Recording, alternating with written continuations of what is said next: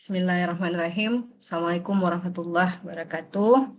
Alhamdulillah, hari ini kita diberi kesehatan, kesempatan untuk melaksanakan kegiatan ilmiah kembali, case-based learning, bagian radiologi tentang sistem urogenitalia dengan saya, Dr. Febi Irsandi Syahrudin, spesialis radiologi. Tapi sebelum kita mulai, ada baiknya kita baca doa dulu. Silakan, Sakib. Baik dok, sebelum kita mengawali pertemuan kali ini, marilah kita berdoa agar semoga ilmu yang kita pelajari hari ini dapat bermanfaat kelak nantinya. Berdoa mulai. A'udzubillahi minasyaitonirrajim. Bismillahirrahmanirrahim. Allahumma salli ala Sayyidina Muhammad wa ala Ali Sayyidina Muhammad. Rabbi syahli sadri wa yassirli amri wahlul uqdatan min lisani yafqahu qawli. Subhana rabbika rabbil izzati amma yasifun wa salamun alal mursalin walhamdulillahi rabbil alamin.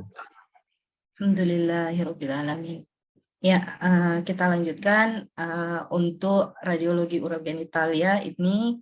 Tujuannya kami harapkan untuk adik-adik mampu memahami secara anatomi, fisiologi, ataupun indikasi dan pemeriksaan diagnostik yang terkait dengan judul hari ini ya. Ya, kita mulai dari anatomi radiologi. Kalau berbicara tentang traktus urinarius, kita tahu itu terdiri dari ren, ureter, vesika urinaria atau buli-buli, dan uretra. Nah, kita bisa lihat gambar yang tertampil. Kita lihat terdiri dari dua ginjal atau dua ren, ureter juga dua buah, vesika urinaria, dan uretra. Ginjal dua buah letaknya retroperitoneal dari paravertebral, ukuran sekitar 12 kali 6 cm dengan ketebalan 3,5 cm.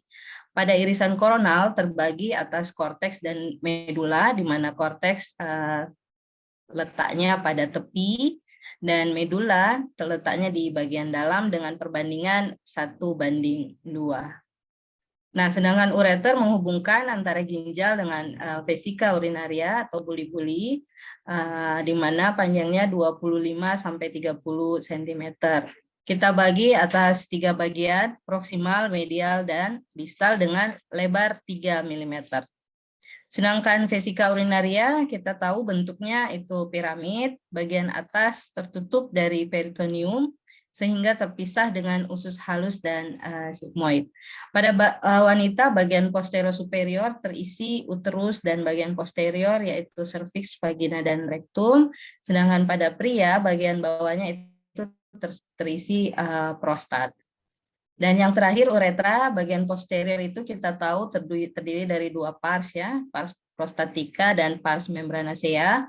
Dan bagian anterior itu adalah pars bulbosa dan pars cavernosa.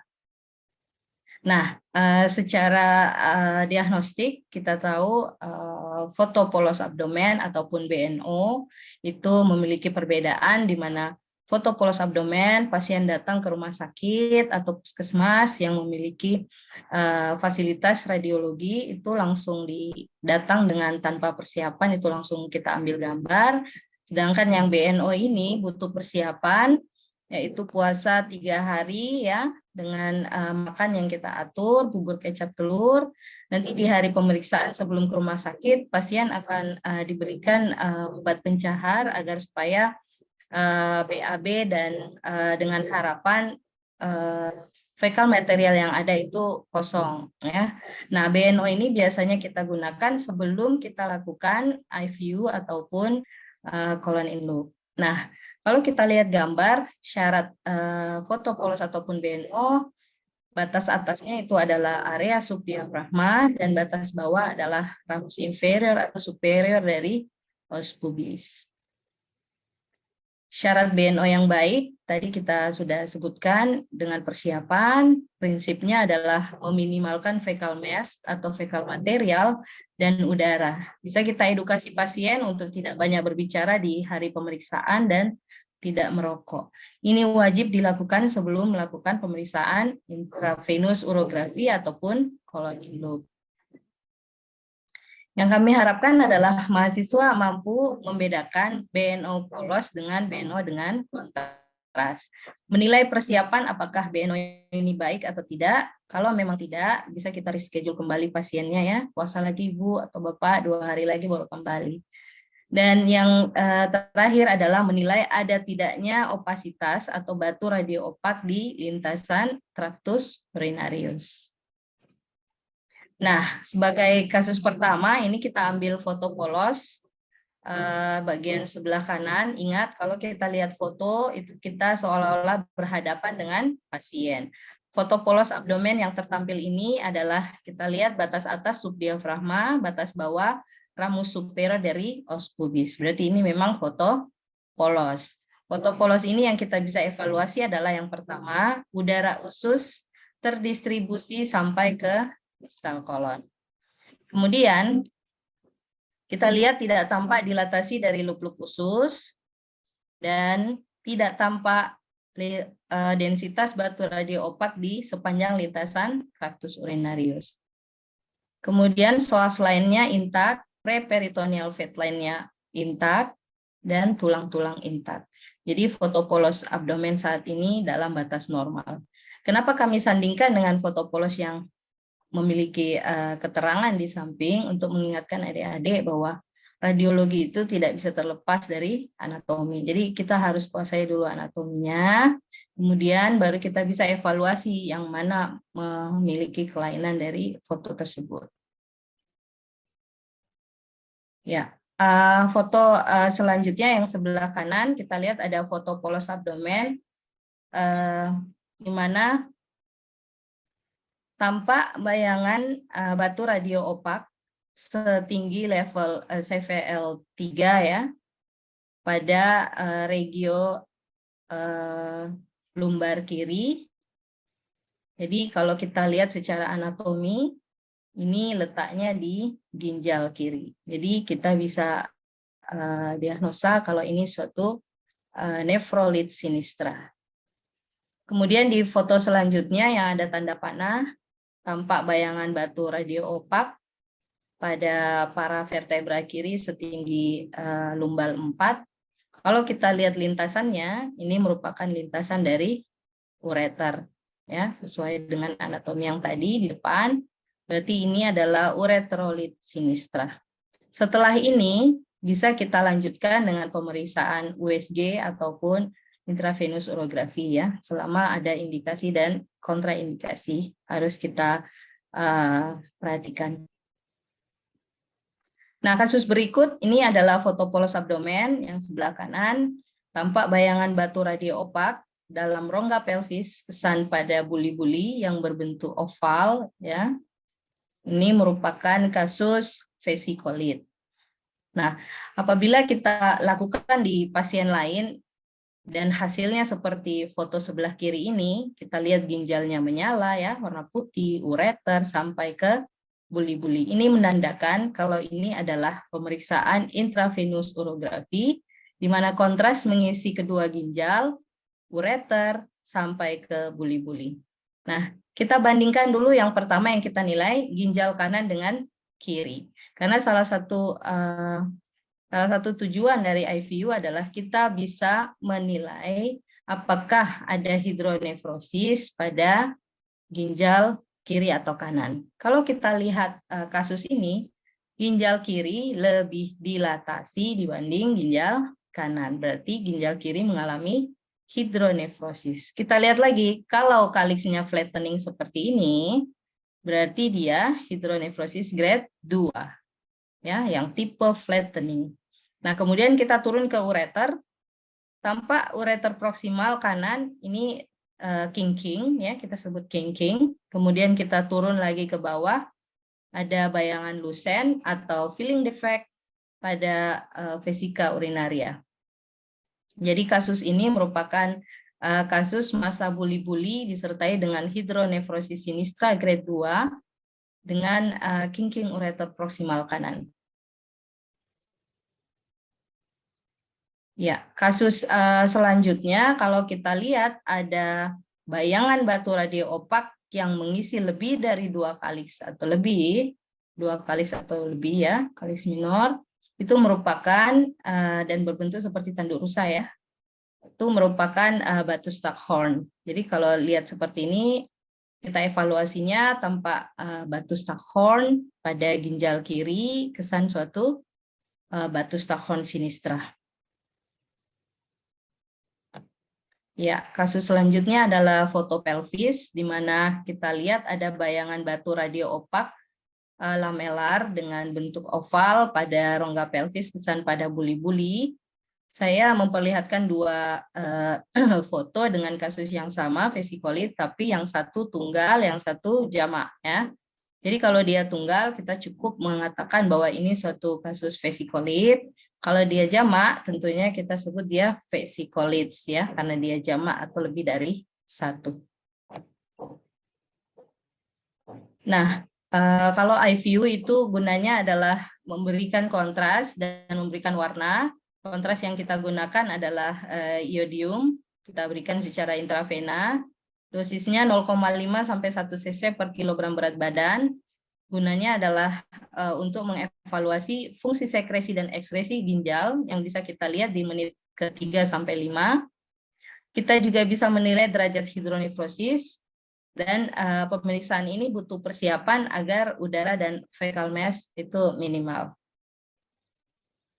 Nah, grading hidronefrosis yang kita ketahui selama ini adalah seperti ini kalau IVU ya. Kita bisa gradingkan, yang pertama itu blunting, kemudian yang kedua kita lihat kalisnya itu flat, berarti dia tipe flattening, dan yang ketiga 4 ini sangat dilatasi ya. Kalau yang ketiga kita sebut clubbing, di mana korteksnya masih tebal, tapi di grade 4 bedanya adalah korteksnya sudah menipis, yaitu balloning ya, tipe balloning, dan ureter sangat dilatasi.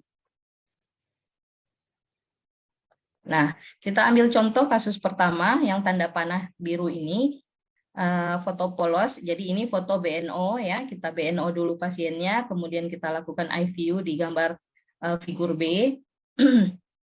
Di gambar A itu kita lihat ada bayangan batu radio opak kecil setinggi CVL1 ya, kesan pada ginjal kanan.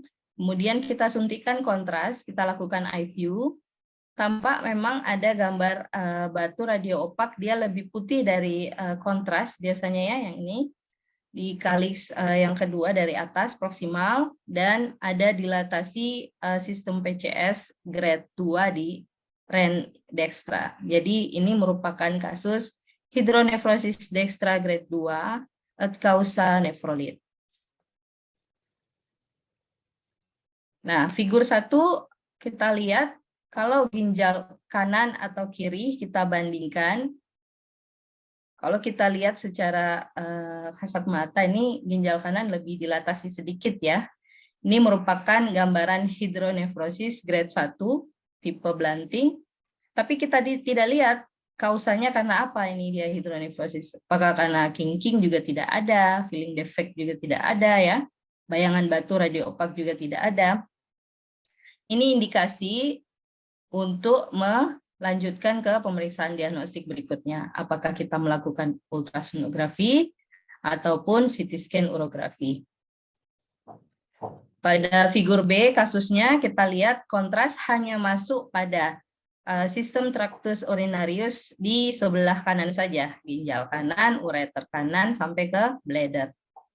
Kenapa dia tidak masuk di tractus urinarius kiri? Dan ternyata kita lihat ada multiple bayangan batu radio opak pada ginjal kiri dan ureter proksimal. Berarti obstruksinya dari situ. Berarti kasus ini adalah merupakan delay function tractus urinarius sinistra et causa nefrolits dan ureterolit. Nah, sekarang contoh figur A itu batu Staghorn ya. Tadi kita sudah bahas di depan. Kalau melebihi dia 2 kali atau lebih ya, dia kita sebut batu Staghorn. Kemudian kita lakukan pemeriksaan IVU, ternyata pada pelvis renalis kiri ya batunya. dia menyumbat di situ, akhirnya terjadi hidronefrosis grade 2 sinistra. Jadi diagnosa ini adalah hidronefrosis grade 2 sinistra kausa batu Staphorn. Kasus berikut kita lihat pemeriksaan IVU dilakukan, tampak kontras mengisi kedua ginjal ureter sampai ke buli-buli. Masalahnya adalah ada filling defect di bagian posterior atau kaudal dari buli-buli dengan tepi yang irreguler ya, tepi mukosa yang irreguler. Kalau seperti ini kita lihat kemungkinan besar itu adalah intralumen. Jadi masanya itu kemungkinan besar dari buli-buli itu sendiri. Ya, jadi ini merupakan kasus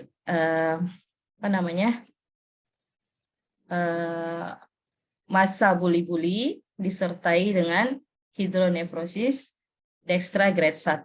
Kita lihat ginjalnya ya, ginjal kanan lebih dilatasi dibanding kiri. Berarti hidronefrosis grade 1 dextra kausa massa buli-buli.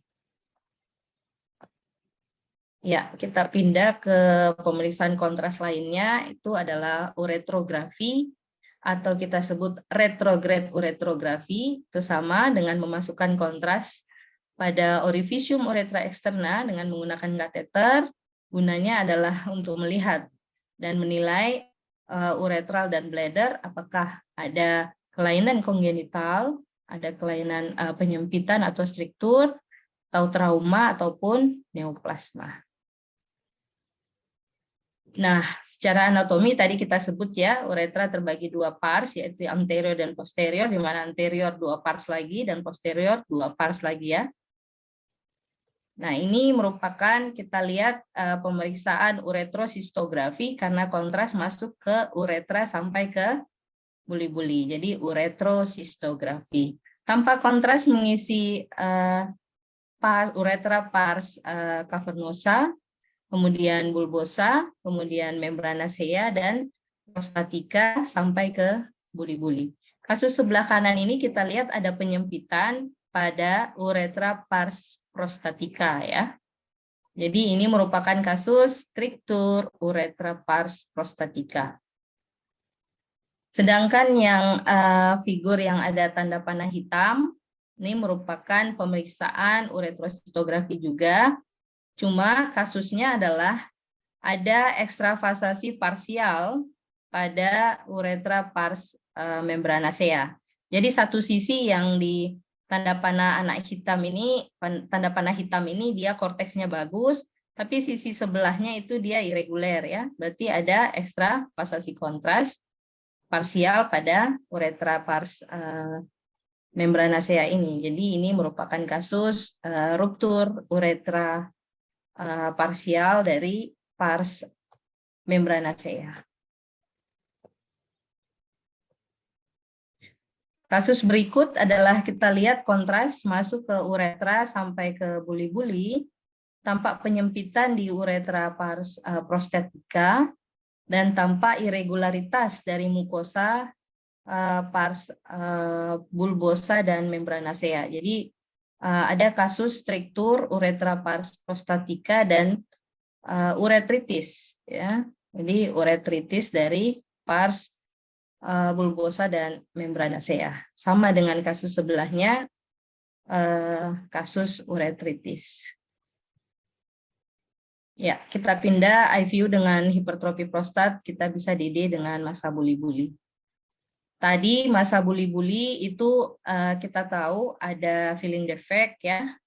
Filling defect di vesika urinaria dengan korteks yang irreguler, sedangkan yang ini lihat korteksnya dia korteks buli-bulinya bagus ya, reguler, tetapi tanda bintang ini ada indentasi kaudal ya yang mendesak dan menyempitkan buli-buli ke arah kranial.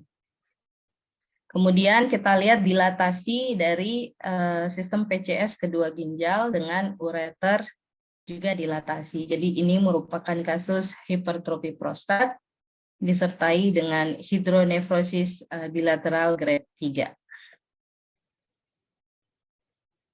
Nah, kalau kita USG pasien dengan kasus massa buli-buli yang tampak filling defect pada tanda panah hitam ini yang multiple, ya dengan irregular korteksnya. Begitu kita USG, ternyata memang benar ada lesis like hyperechoic yang melengket pada dinding buli-buli ya, dan tidak ada posterior shadowing. Kalau dia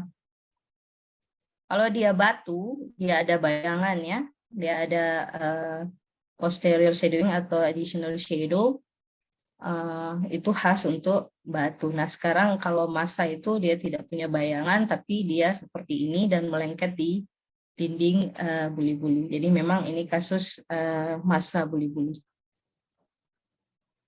Kita pindah ke renal tumor. Intinya kalau renal tumor itu terbagi dua ya, benign dengan malignan. Kalau malignan itu paling sering kalau bukan transitional cell carcinoma, dia merupakan renal cell carcinoma, di mana keluhan pasien datang dengan hematuri ataupun perabaan abdominal mass. Lalu pada pemeriksaan diagnostik dengan menggunakan kontras, kita sering lihat gambaran adanya filling defect. Nah, contoh kasus yang lingkar kuning ini ada filling defect pada ginjal kiri ya. Kemudian kita lihat dari spot lain, ternyata tanda panah hitam ini filling defect-nya mengisi pelvis renalis. Nah, biasanya kalau hasil PA, massa di pelvis renalis itu tipenya yang transial cell carcinoma. Sedangkan yang renal cell carcinoma biasanya dia di daerah korteks.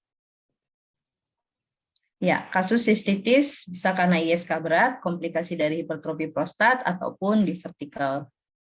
Nah, ini kita lihat pemeriksaan sistografi, atau kita masukkan kontras hanya pada buli-buli saja, kita sebut sistografi. Kemudian kita lihat irregularitas dari mukosa, ya. Kemudian ada additional shadow atau outpouching, ya, di buli-buli seperti kantung-kantung yang lebih dari satu, ini kita sebut divertical. Kalau dia banyak kita sebut diverticulosis. Sama dengan yang kasus sebelahnya ya, ada outpouching beberapa di buli-buli ya dengan mukosa yang irregular. Jadi ini merupakan kasus sistitis disertai dengan diverticulosis. Ya, terima kasih banyak. Sebelum saya tutup, kita izinkan saya untuk menyampaikan satu hadis, wajib untuk menuntut ilmu, thalabul ilmi fardhatun ala kulli muslimin. Jadi kita menuntut ilmu itu wajib bagi setiap muslim. Oke, sampai sini ada pertanyaan, Adik? Silakan. Tabe dok, izin bertanya dok. Ya. Tabe dok, yang ingin saya tanyakan dok, tadi kita sudah menyebutkan dok bahwa kita bisa lakukan fotopolos abdomen dok. Nah pertanyaan saya dok, apakah kita bisa mendiagnosis adanya batu dari saluran kemih dok dengan fotopolos saja dok? Tabe dok, mohon arahan tak dok. Terima kasih dok. Ya, ya. Kalau pertanyaannya apakah kita bisa mendiagnosis batu saluran kemih dengan fotopolos abdomen, itu jawabannya bisa deh ya. Bisa, tapi suspek. Jadi kadang-kadang juga massa ada kalsifikasi juga putih warnanya atau radiopak sama dengan batu. Nah, batu traktus urinarius memberikan warna putih atau radiopak karena biasanya paling banyak kandungannya batu itu adalah magnesium oksalat atau kalsium oksalat ya. Cuma kalau kasusnya seperti ini, misalnya apakah ini batu atau tumor yang berklasifikasi, makanya bisa kita usul lanjutkan dengan intravenous urografi ataupun USG abdomen ataupun CT scan urografi. Seperti itu deh ya. Oke, ada lagi? Silakan. Ya, tapi dok, saya izin bertanya dok. Ya. Ya dok, kan ada yang tadi disebutkan untuk menggunakan kontras dok. Apa yang harus dilakukan ketika pasien akan melakukan intravena orografi, namun dia alergi terhadap kontrasnya dok? Tapi dok. Ya. Kalau pasien mau kita rencanakan untuk melakukan intravenous urografi dan ternyata pasien alergi, kita stop pemeriksaan itu, kita tidak lanjutkan, tapi kita lanjutkan dengan pemeriksaan diagnostik lain, misalnya USG abdomen yang non-invasif, ataupun CT scan urografi tanpa kontras, ya.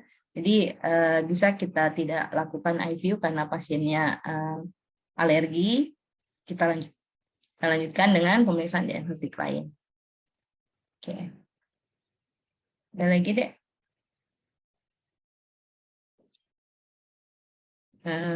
Ya, saya rasa cukup untuk hari ini. Sakib mungkin bisa sebelum kita tutup kegiatan ilmiah case-based learning hari ini, mungkin Sakib bisa tutup dengan doa sebelum kita akhiri, Dek. Silakan. Baik dokter, sebelum kita akhiri pertemuan hari ini, marilah kita berdoa agar ilmu yang kita pelajari dapat bernilai ibadah. Berdoa dimulai. A'udzubillahi minasyaitonirrajim. Bismillahirrahmanirrahim. Alhamdulillahi rabbil alamin. Allahumma salli ala Sayyidina Muhammad wa ala ali Sayyidina Muhammad. Allahumma fa'ni bima alamtani wa alimni ma yanfa'uni warzuqni ilman yanfa'uni. Subhana rabbika rabbil izzati amma yasifun wa salamun alal mursalin walhamdulillahi rabbil alamin. Alhamdulillahirrahmanirrahim. Terima kasih, Ade. Semoga hari ini bermanfaat untuk kita semua, ya. Minta maaf kalau ada salah kata. Itu semua murni dari saya. Saya tutup. Assalamualaikum warahmatullahi wabarakatuh.